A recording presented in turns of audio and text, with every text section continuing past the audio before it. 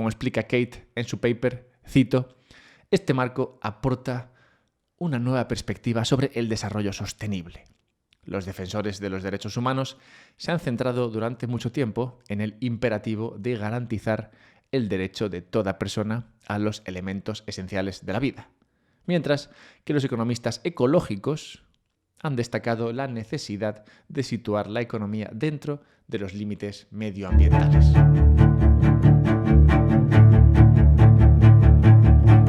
Durante el siglo XVII, los Países Bajos experimentaron su Edad de Oro, un periodo de gran prosperidad económica, política y cultural, durante el cual se convirtieron en la principal potencia comercial y financiera de Europa, desplazando al Imperio Español. En ese momento, el florín holandés era considerado una moneda sólida y confiable y se utilizaba a menudo como reserva de valor en el comercio internacional. Sin embargo, en el siglo XIX, la posición de los Países Bajos en el comercio internacional y su poderío económico comenzaron a disminuir en comparación con otras potencias europeas, especialmente el Reino Unido. A medida que la economía holandesa se debilitaba y su influencia comercial disminuía, también lo hacía la importancia del florín como reserva de valor en el comercio internacional. La libra esterlina británica y otras monedas de países económicamente más fuertes comenzaron a desplazar al florín como reserva de valor en las transacciones internacionales. A pesar de esto, los Países Bajos eventualmente experimentarían un resurgimiento económico en la segunda mitad del siglo XIX, pero el florín nunca recuperaría su posición como una moneda dominante en el comercio y las finanzas internacionales. Aún con esta pérdida de hegemonía y la decadencia típica que acompaña la pérdida de valor de una moneda, Holanda siguió siendo un referente en cuanto a innovación y desarrollo. Uno de los avances más importantes que regaló al mundo se produjo, como tantos otros inventos, en circunstancias totalmente azarosas. En 1847, el capitán Hanson Gregory, holandés, se disponía a zarpar rumbo a las Indias Orientales Neerlandesas, hoy Indonesia, mucho más breve, para traer a Europa un cargamento de ese otro increíble invento como fue el café. Hanson, como todo buen hijo, fue a despedirse de su madre antes de hacerse a la mar, y su madre, como buena madre, le dio algo de comer para el camino. Entre las varias vituallas, la que más entusiasmó a Hanson fue un donut que su madre había incluido en el paquete. Tanto le gustaban estos bollos que, celoso de que algún grumete avispado se lo quitase, lo sacó de la cesta y lo llevó consigo al timón para tenerlo cerca. Debido a que los barcos entonces carecían de dirección asistida, Hanson descubrió rápidamente que iba a necesitar las dos manos para maniobrar, de modo que tenía que soltar el donut. Aún con miedo de que éste volase, lo que hizo fue empalarlo en uno de los radios del timón, extrayendo en el proceso la parte central del bollo y obteniendo así la forma de rosquilla que tan conocida es hoy. Una vez fuera del puerto y encaminado hacia las Indias, el capitán sacó el donut y se lo comió. De esta manera fue como descubrió que el donut, sin la parte central, solo el anillo exterior, estaba mucho más rico.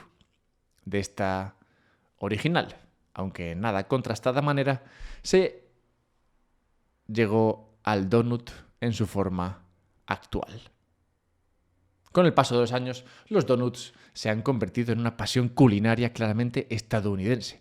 En su libro Glazed America, el autor Paul Mullins afirma que la primera receta impresa de donuts se encuentra en un libro de cocina inglés de 1803, incluida como parte de un apéndice de recetas americanas. 150 años después, William Rosenberg, director de un negocio de catering industrial en el que vendía aperitivos en camiones de segunda mano reconvertidos, se dio cuenta de que los donuts y el café representaban el 40% de sus ventas. De ascendencia judía y por tanto emprendedor, decidió abrir una tienda de donuts llamada Open Kettle en Quincy, Massachusetts, dirigida a una clientela obrera. Esta modesta tienda acabaría convirtiéndose, en palabras de Rosenberg, nada modesto, en la mayor cadena de café y bollería del mundo. 2 años después de abrir, Rosenberg cambió el nombre de la tienda por el de Dunkin' Donuts y 5 años más tarde organizó la primera franquicia en la cercana Worcester. En 1963 ya había 100 Dunkin' Donuts y en el 79 había 1000. En el momento de la muerte de Rosenberg había más de 5000 Dunkin' Donuts en casi 40 países, atendiendo a casi 2 millones de clientes al día. Creo, incluso, que he visto alguna en Madrid recientemente. No hay escapatoria al auge del donut. Es tal su ubicuidad que cualquier movimiento asociado a esta sabrosa rosquilla consigue partir con la ventaja de suscitar una vívida imagen en nuestras mentes y hacerlo así más memorable. Si te digo que la vida es como un donut, por ejemplo, podrías pensar que lo digo porque la vida es un ciclo continuo que se repite, o porque es dulce, pero puede llegar a empalagar, o porque no se puede disfrutar con 30 grados a la sombra. Este es el poder del donut. Por tanto, no es de extrañar que un estudio publicado en 2012, que proponía un sistema de desarrollo económico inspirado en un donut, se hiciera viral instantáneamente. Este ensayo, escrito por Kate Raworth y convertido en un libro en 2017, propone un modelo de desarrollo sostenible que logre optimizar el bienestar humano y planetario. Esto es, un modelo que garantice que todas las personas dispongan de los recursos necesarios, alimentos, agua, atención sanitaria, energía, para ejercer sus derechos humanos y que asegure a su vez que el uso que la humanidad hace de los recursos naturales no someta a tensión los procesos críticos del planeta Tierra, por ejemplo, causando el cambio climático o la pérdida de biodiversidad, hasta el punto de que nuestro planeta se vea empujado fuera del conocido como estado estable. La señora Raworth trabajó de 1994 a 1997 promoviendo el desarrollo de microempresas en Zanzíbar, como becaria del Instituto de Desarrollo de Ultramar. De 1997 a 2001 fue economista y coautora del informe sobre desarrollo humano del Programa de las Naciones Unidas para el Desarrollo. Mucho desarrollo. Escribiendo capítulos sobre globalización, nuevas tecnologías, consumo de recursos y derechos humanos, nuevamente. De 2002 a 2013 fue investigadora principal en Oxfam, culminando su etapa con la publicación de este paper sobre el donut. En la actualidad es investigadora, tutora y miembro del Consejo Asesor del Instituto de Cambio Medioambiental de la Universidad de Oxford, asociada principal del Instituto de Liderazgo para la Sostenibilidad de Cambridge y miembro del Consejo Asesor del Instituto Zoe para Economías Futuras. Como podéis observar, a diferencia del capitán Hanson o del señor Rosenberg, la experiencia comercial y emprendedora de Kate Raworth brilla por su ausencia. Esto no le impidió desarrollar un modelo de crecimiento económico a nivel planetario. Bienvenidos a un podcast sobre Bitcoin. Soy Alberto Mera y en este podcast hablo de Bitcoin. Si eres nuevo en el pod y vas un poco verde, puedes comenzar con episodios del principio, donde yo mismo voy aprendiendo sobre lo básico de Bitcoin y compartiendo mi aprendizaje. También puedes ir a la web, donde estos capítulos están por categorías, categoría como energética, o política, o financiera, o mercados, todo alrededor de la idea de Bitcoin, pero por categorías. Puedes encontrar esto, como digo, en unpodcastsobrebitcoin.com. Hoy quiero explorar la denominada economía del donut, analizar lo que no me gusta de ella, lo que me parece una chorrada, lo que se me antoja peligroso de la misma, lo que suena abiertamente criminal, un aspecto que comparto, y enlazar este movimiento con Bitcoin. Pero antes de meternos en tan interesante aventura, al mismísimo estilo Capitán Hanson, camino de Indonesia. Dejadme que os comente un par de cosas.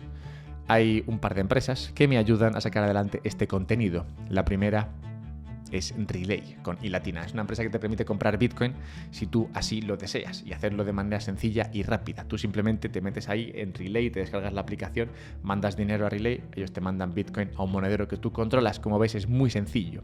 Y si encima eres rico, o manejas un capital sustancial, por ejemplo, 100.000 euros, y quieres usarlos para comprar Bitcoin, o si eres una empresa y tienes 50.000 y quieres meterlos en Bitcoin, pues en estos casos puedes hablar directamente con Relay Private o pues hablar conmigo, yo te pongo en contacto con ellos y así tendrás acceso a, digamos, un gestor que lo hace por ti, te llama, te pregunta qué tal, te envía flores.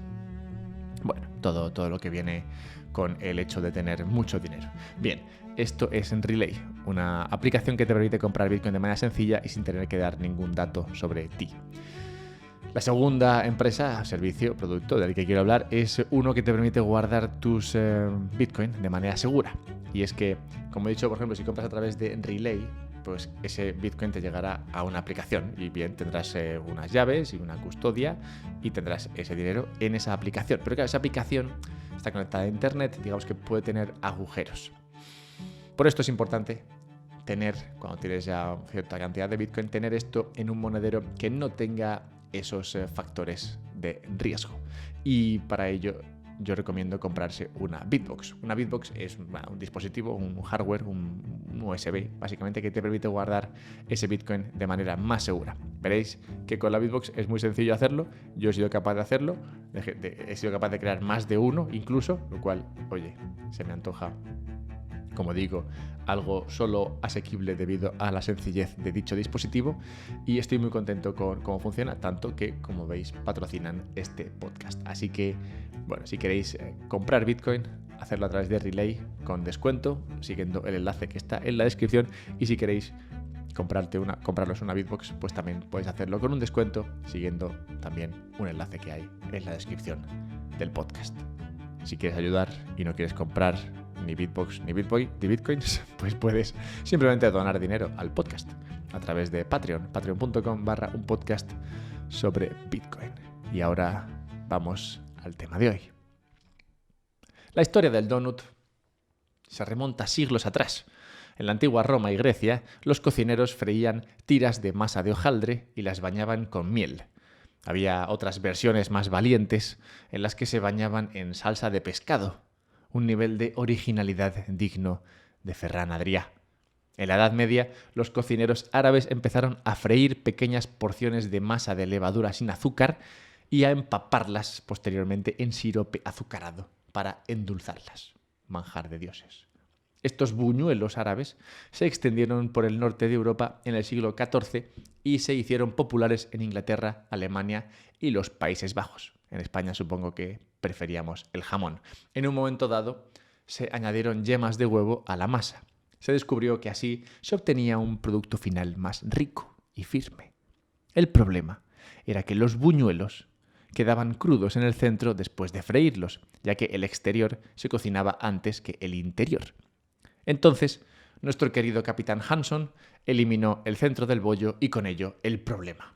Fue justo en este momento, mientras el capitán saboreaba su rico donut, que la revolución industrial comenzaba a tomar velocidad de crucero, primero en Reino Unido y eventualmente en el resto de Europa.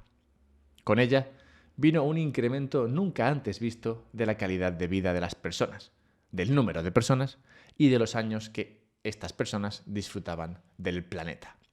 Por desgracia, también vino acompañado del incremento de un gas cuya cantidad era apenas perceptible en la atmósfera.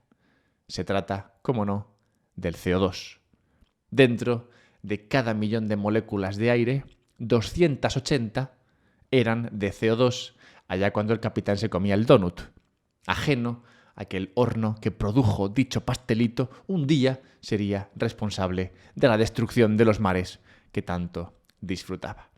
Hoy, casi 200 años después, el número de moléculas de CO2 ha aumentado de 280 por cada millón a 415. Partiendo de la afirmación de la señora Raworth y tantos otros de que esos cientos de moléculas provocan cambios irremediables y dañinos en el clima de nuestro planeta, Kate se preguntó qué podía hacerse para conseguir el nivel de bienestar humano deseable sin que éste causase un daño irreparable a nivel planetario. Este es el objeto de su modelo económico del donut. Como explica Kate en su paper, cito, este marco aporta una nueva perspectiva sobre el desarrollo sostenible.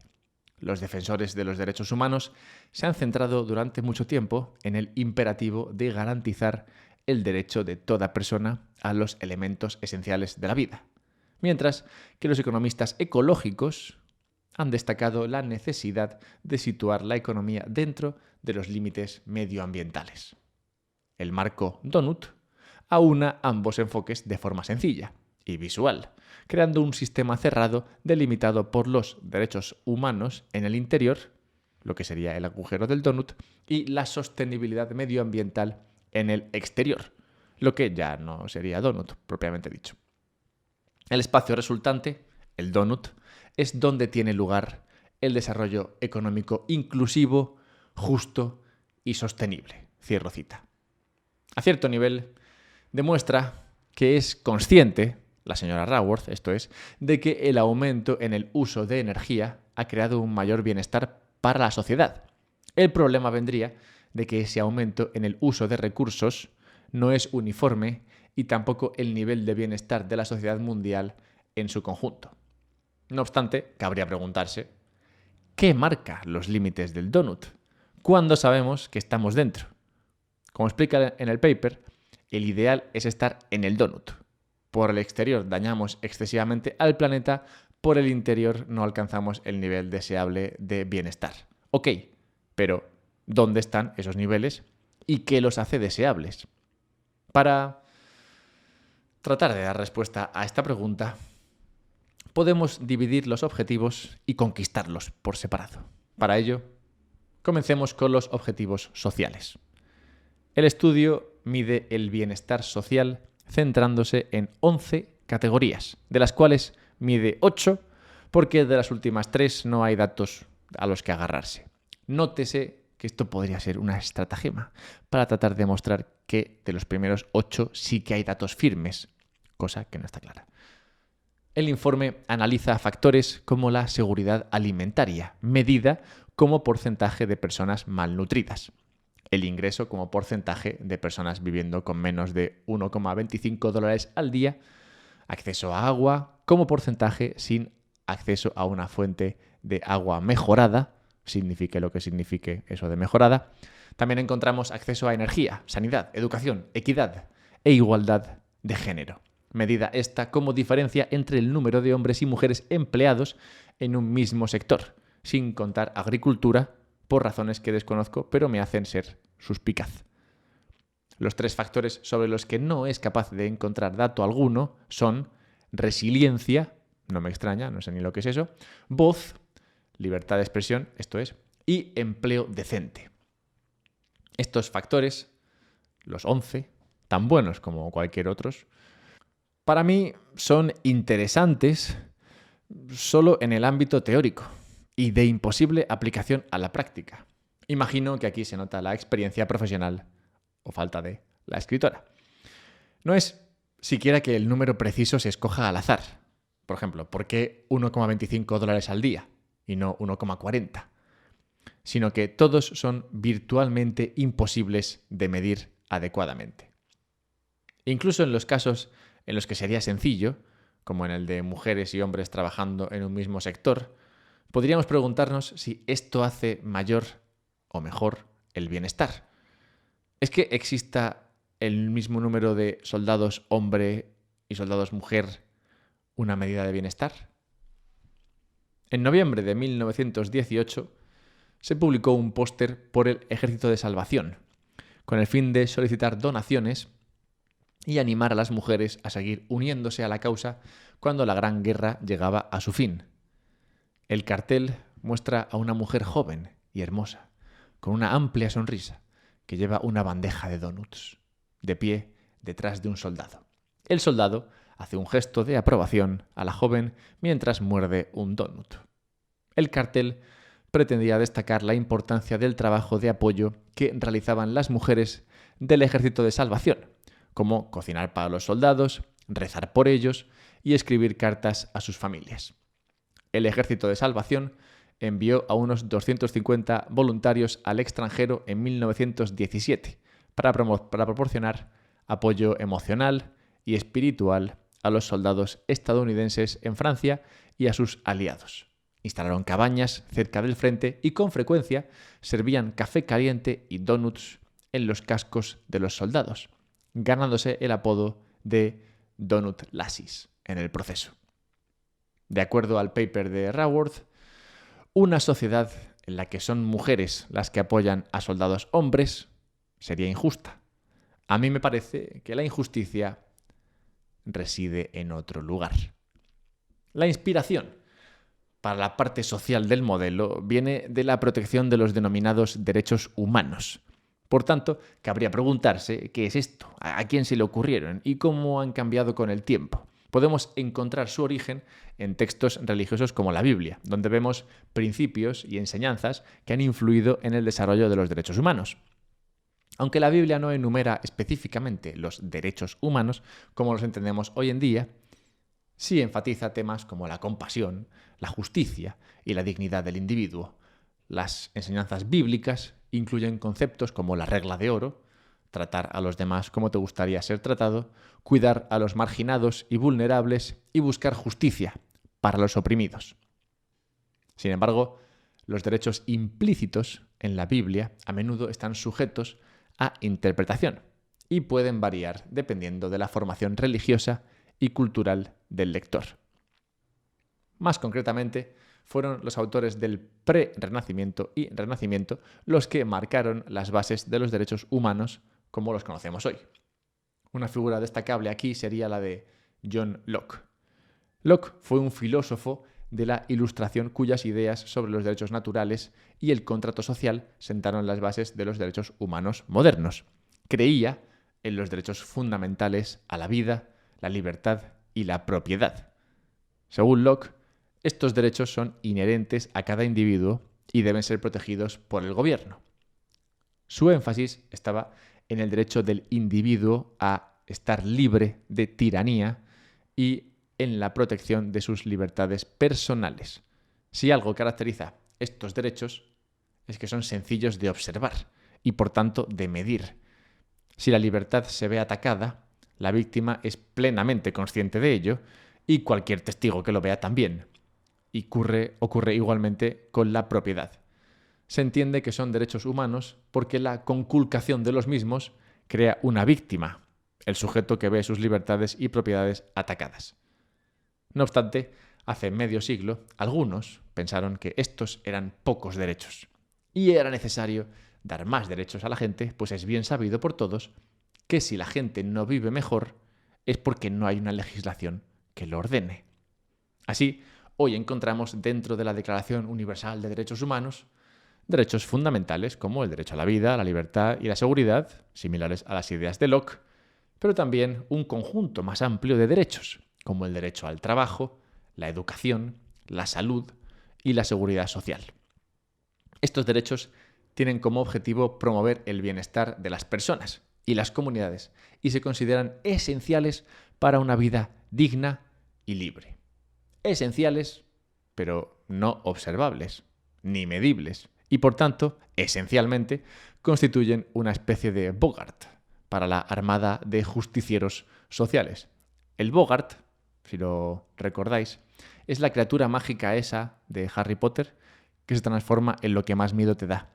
Los derechos humanos, en su concepción actual, serían una especie de Bogart que se transforma en lo que necesites para empujar tus políticas o modelos de ordenación social. Lo cual me devuelve al modelo del donut. En el otro extremo de la rosquilla, la parte de fuera, hemos de abordar la cuestión del límite planetario, aquel que marca cuánto podemos tomar del mundo para satisfacer el bienestar de las personas.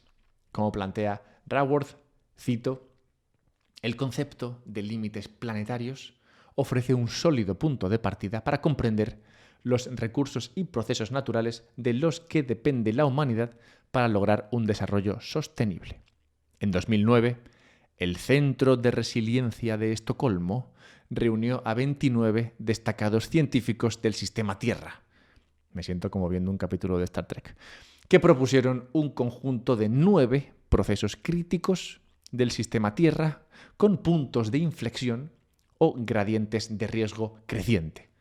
Cruzar esos umbrales podría provocar un cambio ambiental irreversible y en algunos casos abrupto que sacaría a la Tierra del estado estable de los últimos 10.000 años, conocido como Holoceno, que ha sido tan beneficioso para la humanidad. Las consecuencias para la civilización serían devastadoras y los efectos recaerían, en primer lugar y con mayor dureza, sobre las personas que viven en la pobreza, la mayoría de las cuales dependen directamente de los recursos naturales para su subsistencia. Cierro cita. Siendo el Holoceno una era en la que, oye, pues no estamos mal, es justo observar que el sistema Tierra ha tenido eras similares e incluso más agradables. Por ejemplo, el Eoceno hace aproximadamente 56 millones de años y que se alargó por casi 14 millones de años, es una de ellas. Durante el Eoceno, las temperaturas globales eran más altas que las actuales y se produjo una gran diversificación de mamíferos, aves y plantas. Pero bueno, veamos algunos de los umbrales tenebrosos cuyos puntos de inflexión podrían matarnos a todos y a todas. Entre ellos encontramos la tasa de pérdida de biodiversidad, medida en pérdida de especies por cada millón de especies. Siendo la muerte de una especie siempre una pena, me cuesta ver cómo que se pierdan 10 especies en lugar de 100 va a tener un impacto en el sistema Tierra. También tenemos el ciclo del nitrógeno, del fósforo, la acidificación de los mares. De esto se hablaba mucho antes, pero ahora que el arrecife de coral está creciendo mucho, ya no se habla tanto. El uso de agua dulce y la tierra de cultivo y la capa de ozono. Sobre la capa de ozono ya he hablado antes, mágicamente recuperada, y de los otros poco puedo decir, más allá de que, de nuevo, me parecen factores totalmente arbitrarios y difíciles de medir con rigor. No obstante, quiero detenerme en el primer y principal factor a observar de acuerdo con el estudio denominado directamente cambio climático. Curiosamente, la manera de medir el cambio climático es mediante la concentración de moléculas de CO2 por millón. Yo siento que estas cosas me hagan gracia. O sea, sé que hay muchas personas que sienten aprensión e incluso ansiedad con este tema, pero no puedo evitar encontrar cómico que se mida el cambio climático del sistema Tierra en base al número de partes por millón de un gas. O sea, ¿qué cambiaría exactamente si en lugar de 400 partes por millón fueran 500? Hemos estado ya en 500, incluso en 5000. Si hay un límite a tener muy en cuenta, sería el de 150 partes por millón, ya que por debajo de ese, las plantas empiezan a morir por falta de alimento. Para que el que no lo sepa, las plantas comen CO2. Bien, esto cierra el círculo del donut. Ya tenemos los límites, tanto por dentro como por fuera, vagamente definidos, pero los tenemos. El estudio entonces continúa explicando que el riesgo de vivir fuera del donut será mayor en el futuro, debido principalmente a que mucha más gente va a empezar a vivir mejor. Cito: a la presión creada por los consumidores más ricos del mundo se suma una creciente clase media mundial, que aspira a emular los actuales estilos de vida de altos ingresos. Para 2030 se espera que la demanda mundial de agua aumente un 30% y la de alimentos y energía un 50%. En los próximos 20 años se espera que la población mundial aumente en 1.300 millones de personas, mientras que la clase media mundial pasará de los 2.000 millones de consumidores actuales a casi 5.000 millones en 2030. Se espera, además, que aumente la demanda de muchos productos de consumo que consumen muchos recursos. Por ejemplo, se prevé que se duplique el parque automovilístico mundial. Cierro cita. Habráse visto desvergüenza igual. Esta gente aspirando a vivir mejor, a comer carne y conducir sus propios coches sin tener en cuenta los límites claramente visibles del donut. Insensatos. Para evitar tan oscuro futuro, ya se han testado algunas soluciones. Por desgracia, algo ocurre con las soluciones centralizadas que no parecen ser capaces de obtener los resultados buscados. El estudio, simpático, comparte 3 políticas sostenibles como ejemplo de fracaso, básicamente. La primera es, cito, mercados de carbono. Se han creado sistemas internacionales de compensación de emisiones de carbono que permiten a empresas y particulares con altas emisiones comprar créditos de carbono financiando inversiones que reducen las emisiones netas de CO2.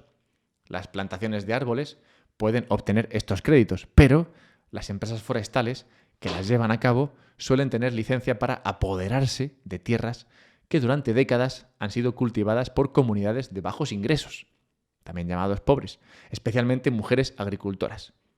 Estas comunidades marginadas suelen ser desalojadas sin consentimiento ni indemnización, perdiendo sus tierras y su suministro de agua, su seguridad alimentaria, sus medios de subsistencia, así como sus hogares y comunidades. Bien. Segundo ejemplo, biocombustibles. El rápido crecimiento del uso de biocombustibles, especialmente en Estados Unidos, Canadá y la Unión Europea, grandes países, se ha promovido para reducir el uso de combustibles fósiles en el transporte con el fin de reducir las tan temidas emisiones de carbono. Pero la producción de biocombustibles se ha conseguido a costa de agravar las privaciones de millones de personas que viven en la pobreza. Durante la crisis de los precios de los alimentos, de 2007 a 2009, la producción de biocombustibles desvió cosechas de alimentos para su uso como combustible, lo que provocó un aumento significativo de los precios de los alimentos. La plantación de cultivos para producir biocombustibles también ha sido uno de los principales impulsores de la adquisición de tierras a gran escala en los países en desarrollo. Tierras que, claro, quitan a los menos pudientes. Tercer ejemplo, subvenciones al uso de fertilizantes. Estas pretenden aumentar la producción de alimentos y, como resultado, reducir los precios de los alimentos para los consumidores de bajos ingresos. Pero, si esas subvenciones fomentan la aplicación de cantidades excesivas de fertilizantes, puede que no supongan ninguna mejora en el rendimiento de los cultivos y sí un coste significativo para el medio ambiente. Investigadores chinos descubrieron recientemente que los agricultores utilizaban hasta 3 veces la cantidad necesaria de fertilizante nitrogenado, lo que no aumentaba sus cosechas, pero provocaba que entre el 20 y el 50% del nitrógeno se escapara al aire y contaminara las aguas subterráneas. Cierro cita. 3 grandes ejemplos de cómo políticas acaban consiguiendo objetivos no buscados. Inasequible al desaliento, la autora sostiene que a pesar del fracaso de estas políticas que, lejos de mejorar el bienestar social, han perjudicado a las clases menos pudientes, beneficiando a las grandes corporaciones, existen, dice, vías centralizadas que podrían lograr promover tanto la erradicación de la pobreza como la sostenibilidad. La principal siendo, cito, derechos reproductivos. Garantizar el derecho de toda mujer a acceder a la atención sanitaria sexual y reproductiva empodera a las mujeres en sus hogares y en la sociedad.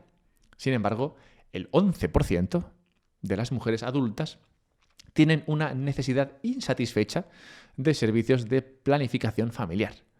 Satisfacer esa necesidad también capacitará a las mujeres para gestionar el tamaño de sus propias familias, frenando el crecimiento de la población y reduciendo los recursos necesarios para que cada persona pueda prosperar por encima de la base social.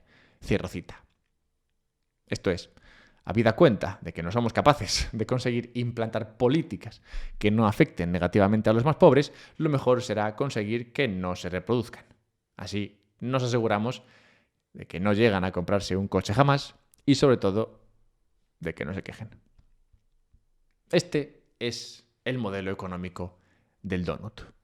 Una aspiración a la que llega una mente esculpida por las ideas de control social y ajena a la realidad de cómo se crea riqueza. Cabría preguntar a la autora, ¿cuándo hemos vivido dentro del supuesto donut?